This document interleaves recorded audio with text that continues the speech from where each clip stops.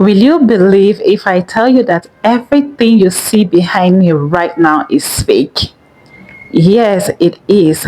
This is what my background actually look like. And in this video, I'm going to show you exactly how you can transform a boring background into a fake but professional YouTube background like this one, and this one. And the best part is you can create as many backgrounds as you want completely for free using Pinterest and CapCut Pro.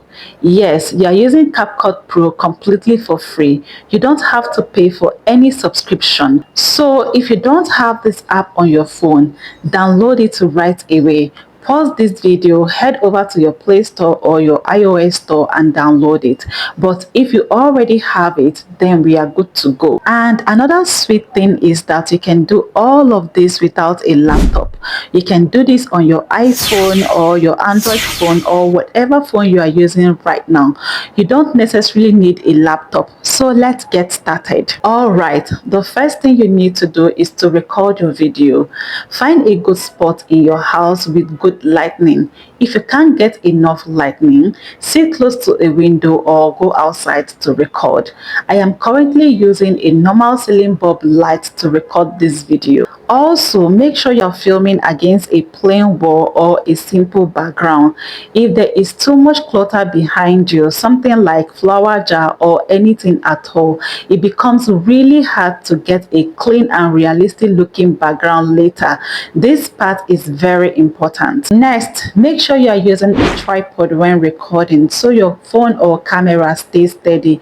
If your camera moves while recording, it makes editing very difficult. So please make sure you use a tripod. Lastly, try not to move too much while recording. Small head movement or hand movement are fine, but avoid excessive movement.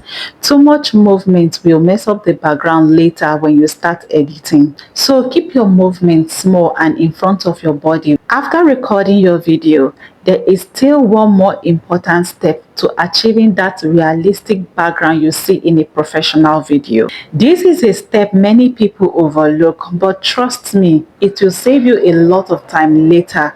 You can use any editing app or software for this step.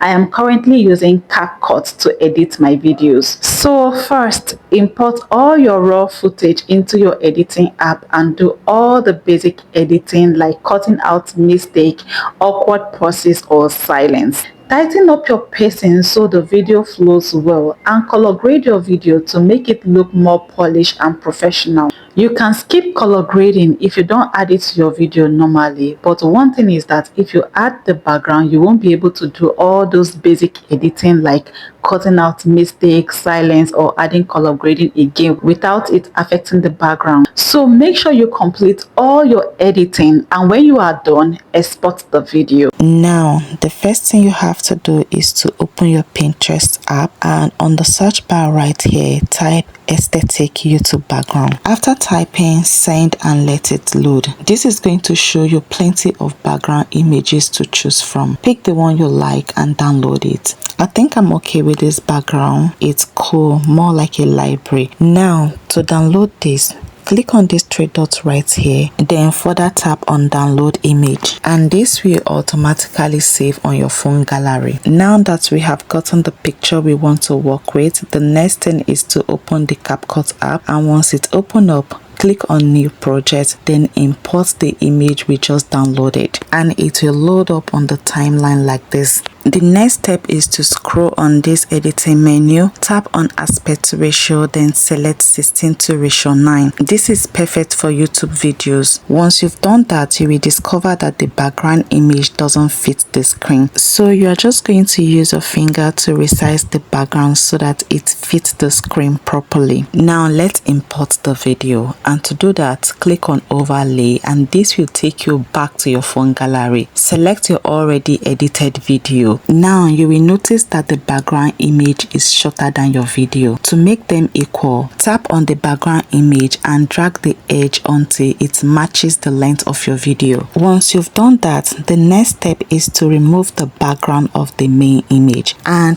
to do that, scroll on the menu until you see remove BG, then further select select auto removal, and this will automatically remove the background from the main video. You can see how this is looking really nice already. Now if you really pay close attention, you will discover that when we use the auto removal feature, this gem icon pop up. That is because auto background remover is a pro feature. If you are not subscribed to it, you won't be able to export the video normally. Let me show you. If I try to export this video, it will keep rolling like this. It won't work unless I pay for the pro version. So here is what I normally do. I will screen record the video while it's playing. Once the screen recording is complete, the video is saved to my phone gallery. Then again, I will import that screen recorded video back into CapCut. This is what it will look like on the frame. To make this perfect for YouTube video, you're going to highlight the video. That is, you tap on edit, then scroll on the menu till you see transform. Further tap on resize and select aspect ratio 16:9. The 16:9 frame, which is perfect for YouTube video, is going to pop up like this. Now you're just going to use your finger to drag it, that is to resize the video until it fits the frame properly. You can see what I'm having here.